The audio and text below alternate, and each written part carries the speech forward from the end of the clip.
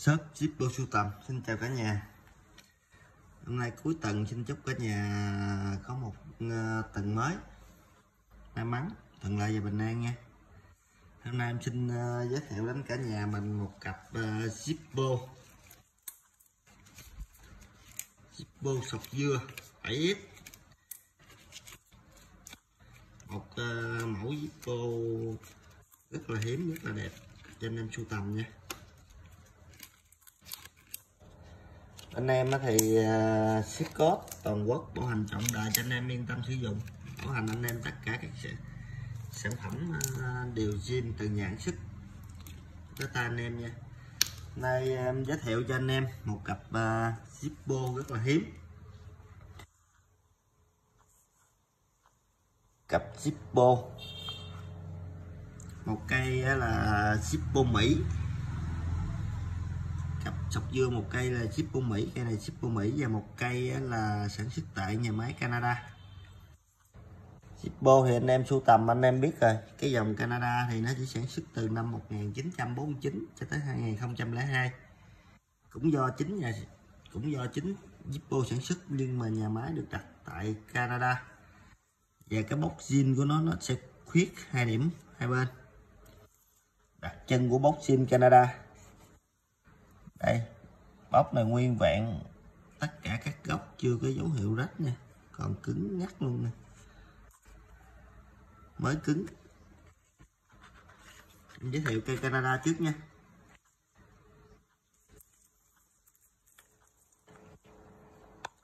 Phần dưới khung nắp vẫn y nguyên zin, có cũ theo thời gian thì có, nhưng mà tất cả các góc còn nguyên vẹn nha, chưa rách.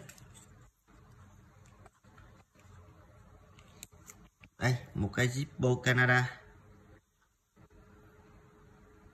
Việt Nam mình hay còn gọi là Zippo sọc dưa đó. Cây này thì new full box, sản xuất giai đoạn từ 75 cho tới 85 nha. Zippo sản xuất giai đoạn từ 75 tới 85. Cây này thì mới cập bến em thôi, new cái dòng này thì trưng bày rất là đẹp. Dòng này thì khi mà mua về tới Việt Nam mà nguyên dạng hoàn hảo như vậy mà không bị xước thì nó rất là hiếm nha anh em. Bọc đít Canada.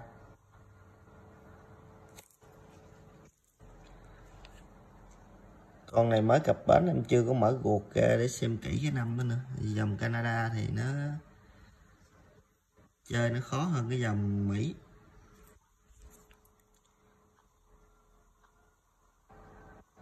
Tiếp trong tình trạng là nêu hoàn hảo nha, chưa chạy xước nha. Những cái dấu này, dấu dơ này mình chùi nhẹ là nó sẽ ra thôi, là dấu dơ thôi, không ảnh hưởng gì hết.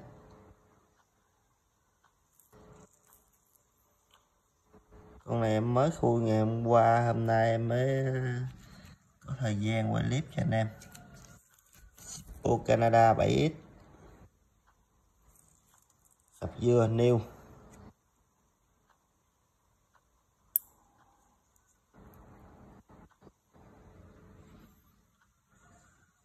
Buồng đốt sạch sẽ nguyên zin nha, đá còn kẹt đá cứng ngắt.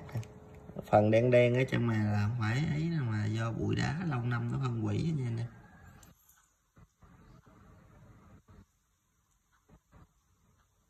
Nắp trên sạch sẽ, chưa bị xước nha. Đây chỗ tiếp giáp giữa búa với chữ U nè, nó bị mòn. Ô khắc tên này chủ cũ nó khắc chữ A rồi.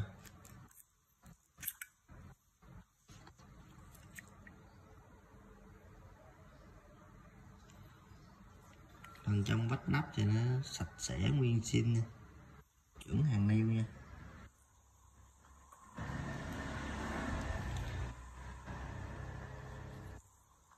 Ruột một mặt chữ này nó nằm 571 tới 75 nha. Một mặt chữ lưỡi gà to. tầm 571 tới 75. Xước dọc đặc trưng riêng của dòng Canada nha, một mặt chữ. Còn thí dụ mà cây Canada này mà về anh em mở ra ruột hai mặt chữ thì nằm từ 576 trở về sau.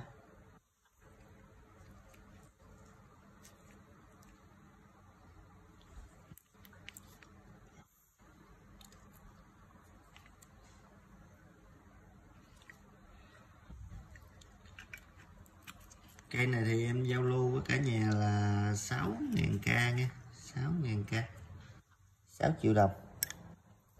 Anh em có thể liên hệ trên số điện thoại màn hình giùm em nha. Kế tiếp là em xin giới thiệu với anh em là cây Zippo sọc dưa bản Mỹ new full box. Cái nắp hộp này đi theo máy luôn nè, Ensitul.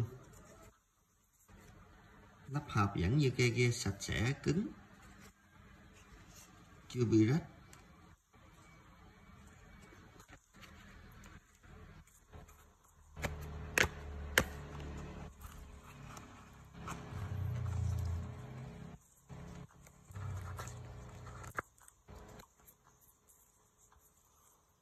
Đế hộp cũng vậy, liền lạc, cứng cáp, còn nguyên zin luôn nha.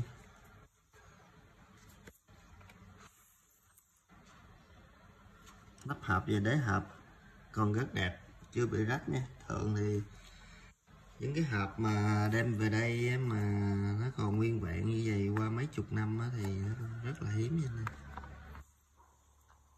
Đây, cây Zippo sọc dưa của Mỹ này thì nó sản xuất vào năm 1973, một vạch đứng trong tình trạng là new. Hai cây này về một lượt, em mua em nhập ở eBay thì nó về một lượt.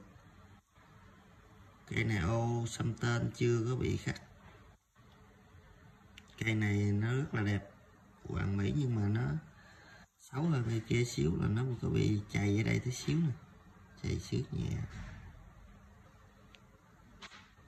Chày xước nhẹ do bảo quản thôi, mấy chục năm rồi. Cây này hơn 50 năm rồi. Cây Zippo sọc dưa 1973 new full box, nằm trong hộp cũng hơn 50 năm rồi. Tỷ lệ hoàn hảo như vậy là quá ok. Đó. Tất cả các cạnh của nó đều hoàn hảo, không có vết chày, vết xước nhỏ nào hết nha.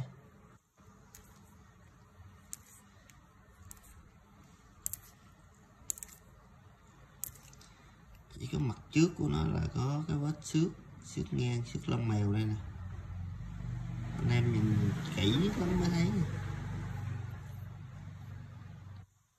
Mà anh em xem qua phần trong nha. 1973, vách nắp sạch sẽ nè, buồng đốt sạch sẽ nguyên vẹn, chưa ám tí khói nào hết.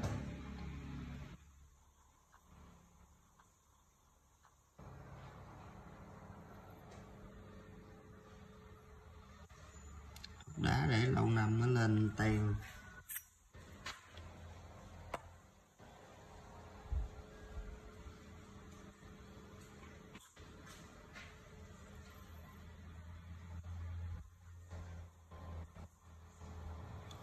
Ruột một mặt chữ, lưỡi gà to, chuẩn đời.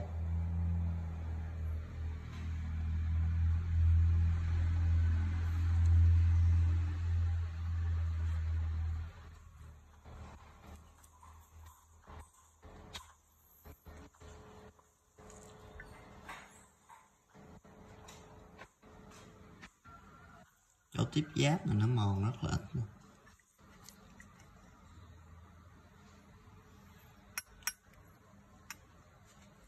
Cây này thì em giao lưu với cả nhà là 4.500k nha, 4.500k cho một cây sọc dưa năm 73 new full box.